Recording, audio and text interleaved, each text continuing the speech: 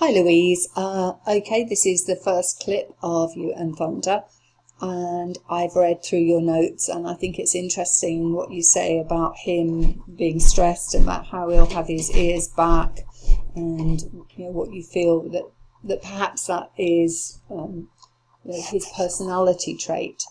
I'm inclined to think there can be a small amount that is innate, that is him from his inheritance, but I'm more likely to think that given his past he finds learning new things difficult, that he hasn't been given a choice about learning things before he was with you, and that he basically shuts down about things if they're too difficult. So as no human is the same, no horse is the same, as you obviously very well aware. And so I think that it's lucky that you got the next swan that you trained was really easy and found no problem, but for Thunder it's a problem. So it might mean that we need to break things down into much smaller, thinner chunks, like slices, pieces of work, so that he really gets it. You mentioned before this clip that he is, just sorry, briefly as well, on your notes you mentioned that he's keen to eat but not always motivated to work for food, and again that's a real classic sign that he's either confused, and that's not necessarily you, although it is only you that holds the key to that. He can't change that. He can't change how he is. Only you can change the way you train him. So yeah, we'll have a look at this. I know you said that you clicked early because you liked the softness in the walk. So we'll have a look at that.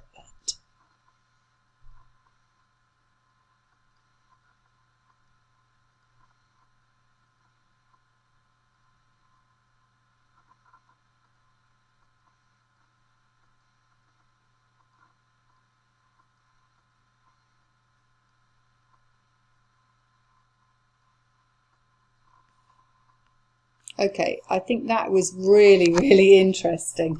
I haven't actually got the sound on it, so I'm going to run through that again in a moment with the sound on. But what I'm interested in, there's a lot of confusion from you, nothing that lots of us wouldn't do and I haven't done myself. So this isn't having a pick, this is just suggesting why he might have some problems. So I'll see if I can catch the sound. So here I notice you give a little cue with your hand to keep him back, and that's interesting. So I'm not sure if that is a cue you've used to keep him out, but for me, if he's on your hand already, if he's all over you already, then I would be inclined to stop.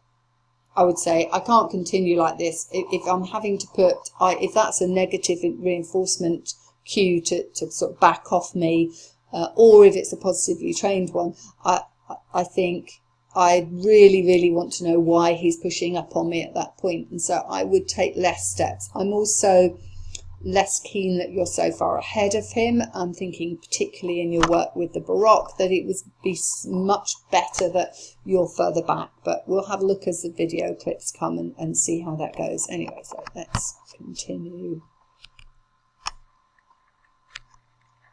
So here he's lovely and soft. Really nice steps. He's not particularly engaged with you, more with the floor. You cue touching the target, but then you decide to reinforce earlier. And I don't think I have to probably say any more. When you look at that back, you can see how confusing. He's already got a massive environmental cue sat ahead of him. You've told him by pointing that you want him to go to it, and then because you liked his walk halfway through that, you clicked and want to reinforce him, but you can't. He doesn't even really register the click because he's keen on touching that target. So you could be so much cleaner in that loop. Clean loop. For instance, I might start that off with no obstacles whatsoever, just me stood at his side and him learning to stand while I move my position, so that me moving my feet isn't a big deal. So I might step half an inch to his forward or half an inch towards his rear, just sliding my position and clicking for him standing still. I wouldn't put that on cue until I was pretty sure he was going to stand still while I did it. And it's such tiny amounts and such a quick rate of reinforcement. So I would be clicking at something like feed, feed, feed, and just adding very gradually that time distance between the food being given and me giving the next click for him not moving. And I would build up with that. While I'm feeding him, I can move my feet, because all you're saying with your click is, I will feed you, I will feed you, I will feed you, I'll come to you, you don't have to come to me. And it's like that little signed contract. Louise will come whenever I hear that sound. I don't have to come to her, I go, she comes to me and gives me food. And so I probably would work on him being still and coping with me being around in any position and moving my position without him. And you might already have this in really good, but I would play around with that a lot so that you're pretty sure that you can move wherever you like and he won't move. And then you can start to add a cue to that, which might be a verbal stay or stand or hand up or finger up or whatever. You might have this already, but I would just whip over that to really, sort of tighten things up. Okay, I'm going to look at another clip now. Okay, this is a very short one at 10 seconds, but let's have a quick look. Yeah, this is lovely and soft, really nice. So here we're going to the target, we touch the target, we get clicked and we feed it. So it's an interesting one, the walk. So basically you're walking between targets for the soft walk. I'm going to make a massive admission here and say that I use very little in the way of targets and cones. Because ultimately, obviously, they're a lure. That's not why I find them difficult, but it's in fading them that is difficult. So that any time they're in the arena, you're kind of fighting that environmental cue, which is go to the target. I think somebody that's obviously of the level that you are with your training, you could probably take those out of the equation now and just train him looking at criteria of distance, space from me, position from me. But it's a lovely soft walk, and that's exactly how you would want him to be. Obviously, in position in the Baroque, ideally, you would have your left hand on a left rein coming. It could be in the head collar, that would be fine. A left hand on the left side of the head collar rein, and the right hand somewhere down the shoulder on this side, on the left side of him, if you're in this position.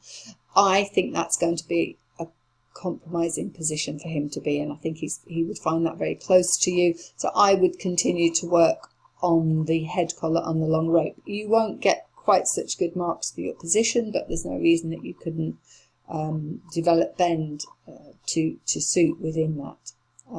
So yeah, I find the cones difficult because what is it? Is it the walk that we want, or is it the touching of the cone? So what I'll often do is have that lovely halt that I talked about on the last clip, where I can move my feet around and do anything while they just know to stand still, and I'll reinforce that quite highly, and then I'll ask them to take 1 or 2 steps off from that and then halt again, and I will reinforce the halt really strongly. So I'm more likely to get the enthusiasm in the walk, because the walk comes before the halt, which gets highly reinforced a lot. And I know it sounds counterintuitive, because you think, oh, well, I want him to take walk steps and I want him to take them with enthusiasm. It can sometimes be a little self-defeating, keep walking between cones, I find. So, I'm not saying it's not a way to do it, and this is a lovely walk, so I'd be really happy with that. So, it's just worth thinking about where you go from now with the cone idea. Okay, this is a longer clip, so let's have a quick look at that start for me. There we go.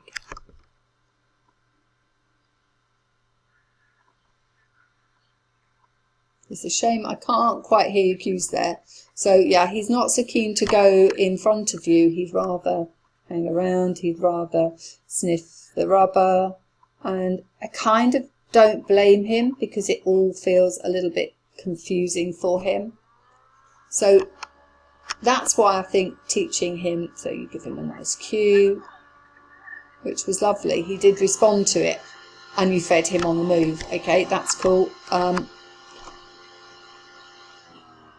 Feeding on the move. Oh, it's a really difficult one, and it's one that clicker trainers always find frustrating with horses. But I think it can be difficult with a horse that nips to be feeding on the move, which is why I often use back chaining from the halt. So the halt is everything. That's where we always end up. And I will just add tiny little bits of work to the loop beforehand so that you would walk on the 2 steps in a good position, stop, get reinforced for the stop, walk on. And then later, when he's really, really engaged in the whole process, I would go back to working on the walk on and reinforcing that as he moves. And in different ways around that. But, you know, I loved your position at the start, but he just pushed you out of the way. Presumably he's happier with you on that side, which is not unusual for them to have a favourite side, be that because they... Okay, so I was a little bit confused there because we got a good, and I know I talked to you about your keep going signal. Let me go back a bit, that confused me. It's not very loud. Okay, so I think possibly, although it's got a bit lost in the translation there, I think possibly the touching a target was to get him to that place, and then walking past it was the good. So maybe moving it out of being a lure. But you can see how confusing this might be for him, because sometimes he gets to touch one or is asked to touch one, and sometimes he isn't. Onto his mat.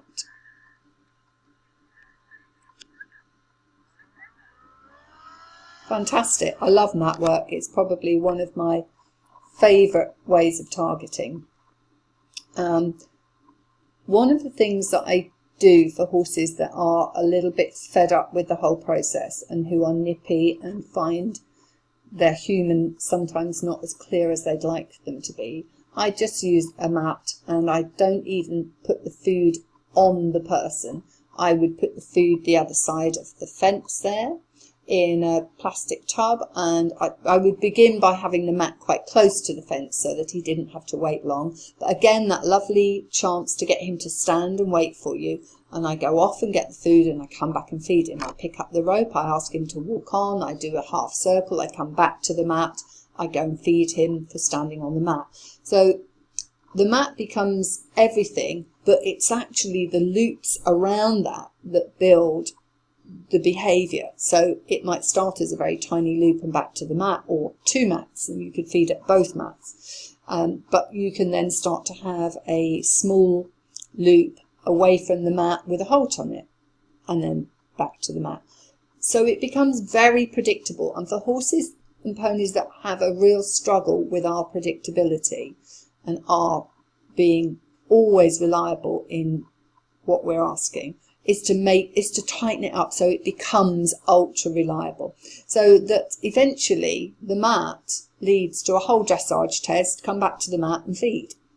Obviously that's going to take some time to build up, but effectively I think it can be quite a nice little protocol to play with horses that are just a little bit less inclined to cope and to focus on the work. So yeah, I really like that. I love the mat work. Let's go on to another one. Okay. So here we're a little bit, looked a little bit sort of up at the beginning there. Oh, I'm going to pop back, sorry, and put your sound on. I don't usually do these off Facebook, so it's it's interesting to not have the sound.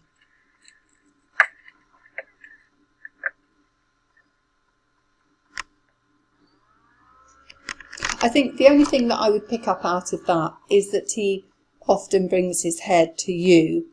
I would try and ease that out of the feed routine. So your feeding routine, your cue is your cue to start feeding is the click, and then you go into, or good, or whatever you're using, and then you go into your bag and you feed him. But that needs to be a really tight, clean loop so that he isn't looking at coming in and helping himself. You really need to make sure that he's aware he doesn't need to. So you could shape that head position in the feeding so that he keeps it straighter, so his nose is between his shoulders rather than coming in to help, because it suggests that he thinks he is involved in it, and so that is frustrating for you and for him.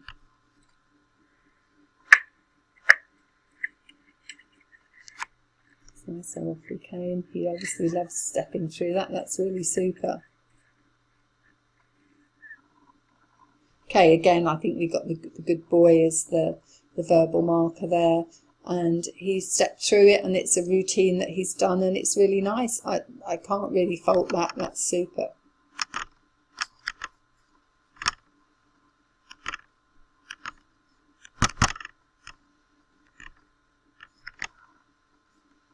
Oh, sorry, I meant to pause you and start again. Apologies for that. It can get a little bit mind-boggling when it all happens on the screen. Let's put your sound up again.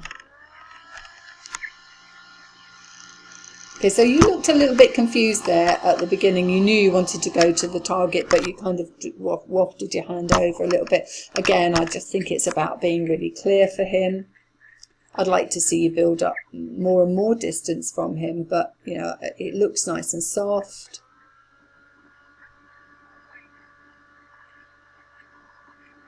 I think I'm just not hearing your tongue click, because I hear the good boys, and sometimes they seem to be fed and sometimes they don't. So I think, I'm pretty sure you said to me that you had that keep going signal. So I think sometimes the good boy seems to be a keep going signal, and sometimes it's a feed signal. So you need to be really, really tight. I could be wrong on that. It's just that I'm not hearing it properly off the video. But yeah, I think you do need to be super tidy with that.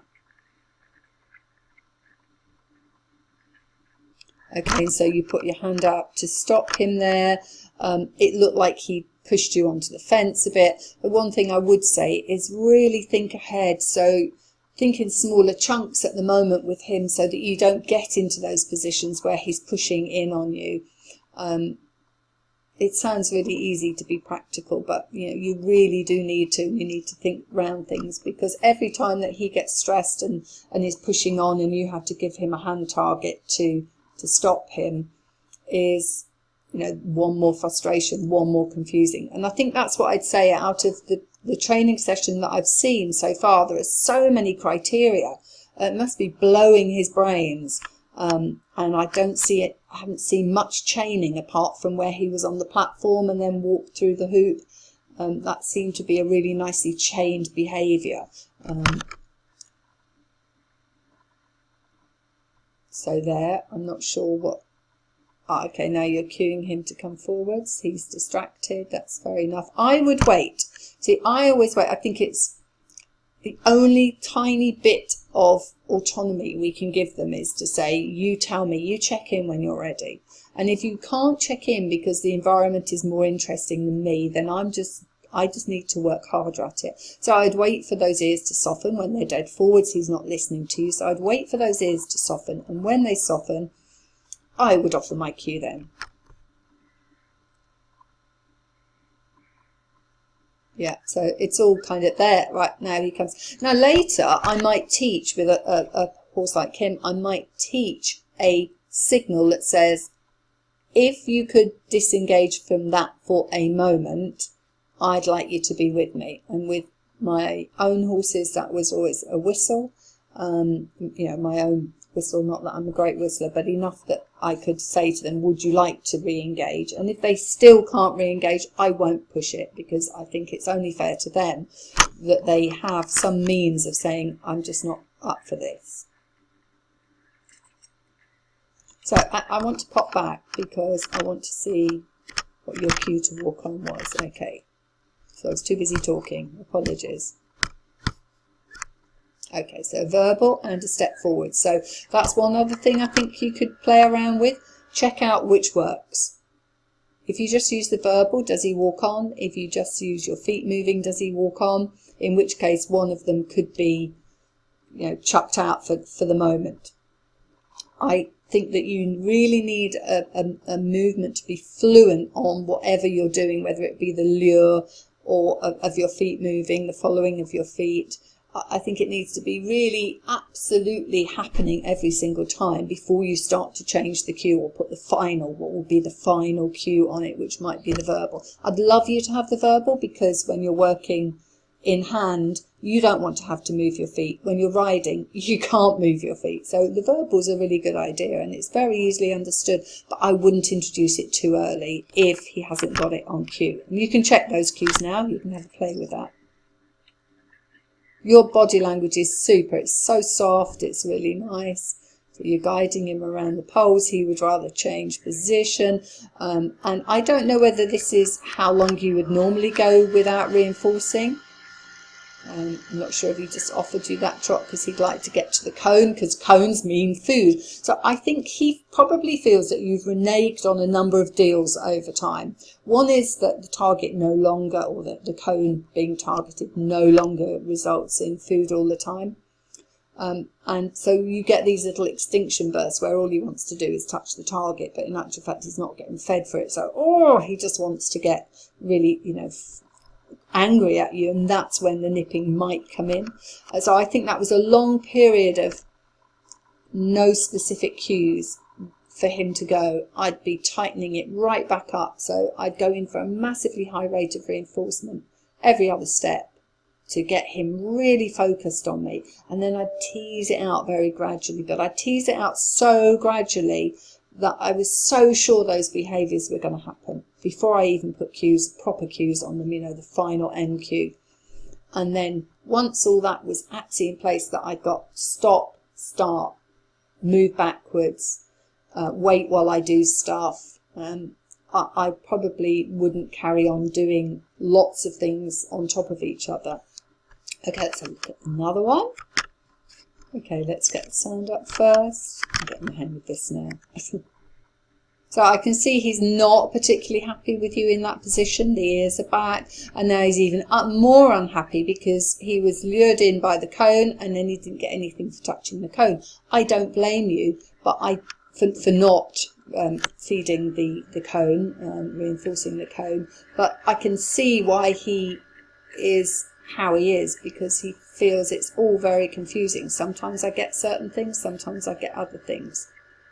And sometimes she wants this and other times she doesn't. So not only did he go to the cone, you made him go around it, I think, twice, and nothing happened. So I break that down much, much thinner slices. Don't think about going for a minute ever at the moment. 10 seconds tops would be my loops right now with him, so that in a month's time I could be doing 2-minute loops, because he would be so secure in knowing what I wanted from him. But I mean, your body language is super throughout, really pleasing. And then by the third one, he's sort of got the idea, but he's no happier about it. And there you're really trying to get the shoulder to move away from you. So the first thing I would do is put a shoulder movement cue in, and I train all these things really separately, which you probably have done, but so it just needs tidying up again, so that just the lightest touch or even look at his shoulder would move his shoulders away. I'd shape that from nothing, from literally moving weight off, well, in this case where he was going around that on the right rein, moving weight off the right foot, the right shoulder. I'd be marking that, and then I'd be shaping that up to being stepping away from me, because this potential in this work is really good, even if he is stiff, and has had problems. I think he's just brilliant. Again, you go to step away and get him to move by stepping away. I'd work on stop, start at his side and him taking the first step, shaping it from tiny beginnings before you went further. Okay, here we have another short one. You're giving him scratches, but you've got food, so what the heck do you think's the scratch giving me, Mum? Again, I think that he just finds that really, really hard. So I'm going to have a quick look if you said anything about that one, but I'm not aware that you did. But I would be cautious using scratches and food with a horse like him in the same session. Okay, this is your version of lunging, which is cool. I like to see the blocks rather than protected contact, because I think this just gives you feedback. And again, you see, I feel that if you could train him walking on without you, you could be back in the typical lunge position, whether he's on the rope or not, and he would be more inclined to go forwards, whereas you're drawing him, you've got quite a mix of negative and positive in there, and he just says not really that fussed about it, and they get a little bit of tension creep in, and you're drawing him forwards, he's following your feet all the time, and I'd much prefer that he was going off your voice cue by this point. Sorry, that video's a little bit sticky. That must be my connection, I'm assuming. Yeah, I'm sure it plays okay before. But I love his softness, and this is a great way to get exercise into him. But I'm just not sure that it's actually teaching him anything in respect of being in the correct position for you. So I'd move yourself back to his shoulder, do those walk halt cues right at the start, so that walk on cue you can move to different contexts like lunging or out on in hand hacks and stuff like that. So I'd just be a lot clearer. Okay, let's have a look at it. Okay, well, we did have a note saying that was the wrong clip, so this might be the one where he decides to disengage and roll. I'm not sure.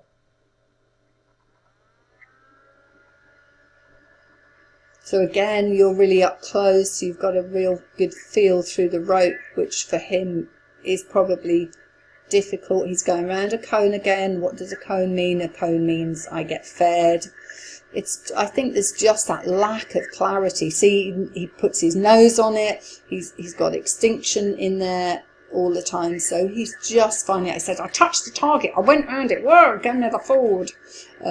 So I think you just need to be so clear with him. He is going to make you the best clicker trainer ever, because you just need that in him. Just a quick word about your position there, so that I wouldn't use a cone because you would probably fall over it. I teach that moving out of the shoulder for the baroque, for the turn on the forehand, and I teach him that just almost me standing to his shoulder moves his shoulders away, and then I would teach a point to his haunches that moved his haunches around it. But I do that without the cone in the way, because I think it's safer, you're not going to fall over it, but it gives you a better position as well. But he really wants to work. I think he just is a little confused by the whole process.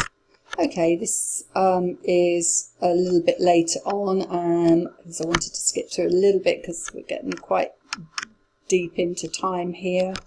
I'm just aware, and I know this is, I think you say on this one that you smack him. I'm assuming he comes in and has a nibble.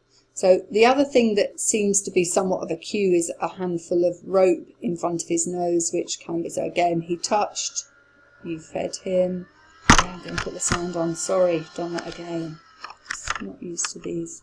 Go back and get the, I didn't go back far enough, sorry. So he's already a little stressed there. And I know you said in your notes that he can be nippy, he can be roughly taking the food, snappy, snatchy. That to me is stop work. As soon as he starts snatching, give up. Feed him somewhere on the ground, unclip yourself, take some time, come back again a minute or two later, or 10 minutes later. So again, we've got this grumpy ears. I'm not always a one to read too much into ears. Lovely, he knows what he's doing. I've come onto a mat. And you see you have a super way there of changing sides. But he did a couple of things and he felt probably that you'd moved the goalpost a little too quickly. So I think you need to just slow everything down and do shorter periods of work at higher rates of reinforcement, because every time he goes and touches that target, he gets more and more frustrated.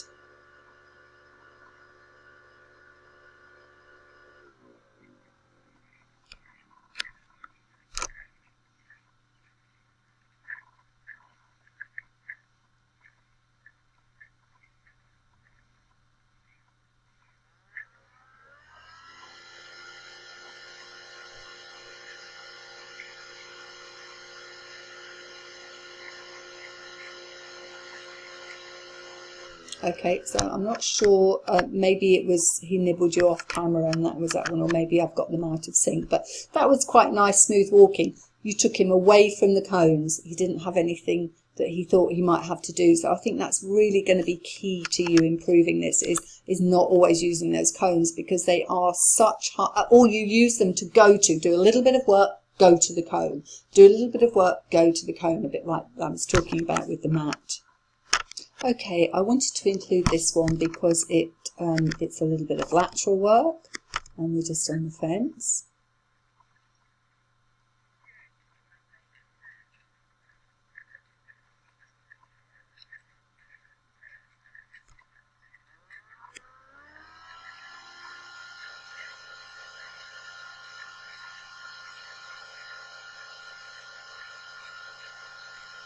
Okay, I think this is really nice. I'm really, really impressed with this. I think your biggest problem is going too far. So we've got no cones here, so we've got no distraction, no frustration from going past a cone, touching it, but not getting reinforcement for it. So shift those cones out of the way, if I was you, as much as you can. I really like these cues. Everything happens a bit too fast. Don't get a little slower, as if your feet were stuck in mud rather than this fast pace. So I would be marking, and I'm sure you did this originally, but the fact that he gets so frustrated with things, I would be upping your rate of reinforcement quite a lot right now. I mean, I'm not, you're quite jumbled in the way you sent the videos to me, and I haven't found that massively reinforcing. So I'm thinking how he must feel when everything's a bit jumbled and I do a bit of this and I do a bit of that. And I'm sure that's obviously what you wanted to do to show me. But I think there would be a lot of value in trying to tidy up these things really, really cleanly. But this is super work that you've taught in this. I just wanted to go back and suggest. Okay, so here on the shoulder in, he is a bit stiff and he's not giving you that left shoulder. So I'd open the angle up just a little bit. You only need to step inside just a fraction more to get him to bring that shoulder off the track a little more, and then that right hind will step under much better and be much more gymnastic. Again here, it's the left hind that's on the travers that you want to be engaging, but he struggles a little bit. So I would open that angle out a little bit more so that, when you go into the swap, yeah, there. So that one worked, but then you let the angle go. So I would keep that angle a lot longer in the travers, and I'd build these up just one step. A really good hind leg comes under would be absolutely fantastic. So yeah, I think that's, again, a really pleasing movement. Let me go. Okay, Louise, this is the last one I'm going to have a look at, and I think it's quite interesting. This is his little extinction burst on the mat. You ask him to walk on, but I don't know what happened before.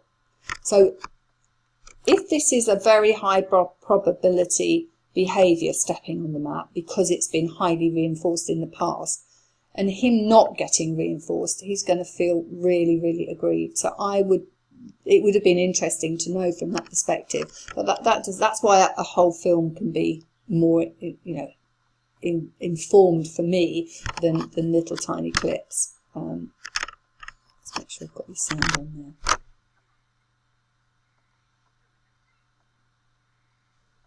So again, I'm guessing that the foot up for him is highly reinforcing. It might not be something you've taught him, but the foot up has been highly reinforced previously for him. It's been when he's eating or when food's been coming, but he certainly throws it in, because they normally will throw in all the things that they've been used to getting reinforced for, as you know, and you get those little extinction bursts, which creates a lot of tension for them. So what are your options when this happens? Well, the options for me are always change the environment.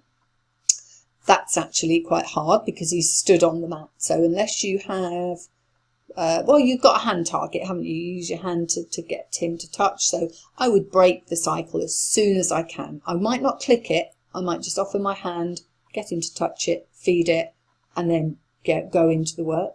You could change the environment in so much as where you're standing, so positional environment. So you could have gone off towards the fence and suggested that you were walking that way, so it became really clear to him what it was you wanted.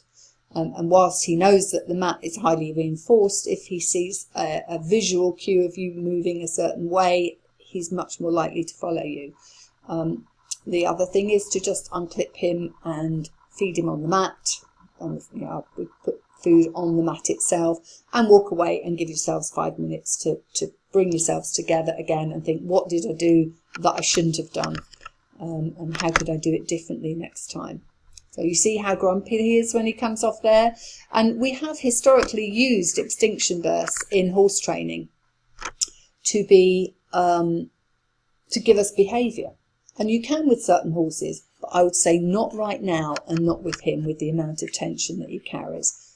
Here he's very frustrated. You can see he gets a bit grumpy at you, but he's still performing what you ask, but it's not with any particular joy.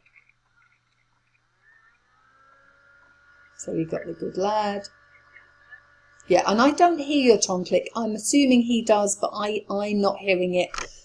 So I'm not always sure whether that is a thing or whether there's a bit of a mismatch. So my overall advice is for much shorter periods before reinforcement, high periods of reinforcement until you're sure that behaviour is likely to happen with the environmental cue that you have on it, and then adding a cue that you want to have on to it. Check your cues, make sure that verbal cues are actually working, and that it's not physical cues that have slipped in and are being used in that way. I don't think you've got any problem with things like your lateral work. That looks like it's in place. It just needs to be calmer and smaller amounts of work. Some horses tolerate lots of work and zipping through things, shaping things through really quickly. I think he just is very frustrated. I'd chuck the cones out for now because I think he just finds that too much. It's too much encouraging him to want to touch them, and then he gets frustrated because he's not fed. So it's just a little bit messy. Your work is going to be fantastic. At the moment it's just a little bit muddled, so try and write yourself some plans, even if you don't stick to them, and keep your sessions along the theme.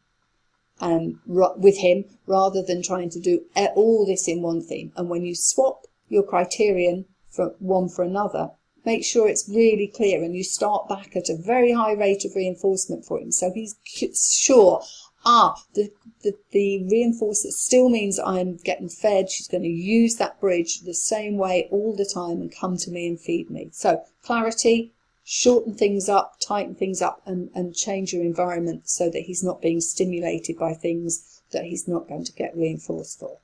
Lovely to see you working, Louise. And I said in the Brock, but he's got real potential, and your training is obviously really important to you, and you take a lot of time with it. So good luck, and I hope this helps you.